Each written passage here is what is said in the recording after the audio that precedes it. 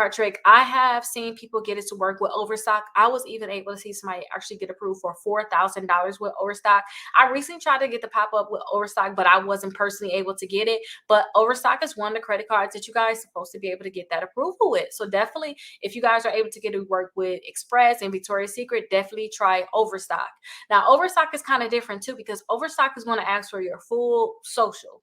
So they're going to ask for your full social. And sometimes if you guys put in your full social, you're going to get a hard inquiry. So just be careful when it comes down to Overstock, because I don't want you guys to try to get the credit card and then it just turns out that you guys get the pop-up, but you're going to get a hard inquiry. I have seen some people leave comments like they did not put their full social in. They put 3 digits, 3 zeros, 2 zeros, and then the last 4 digits of social. I have seen people leave comments like that.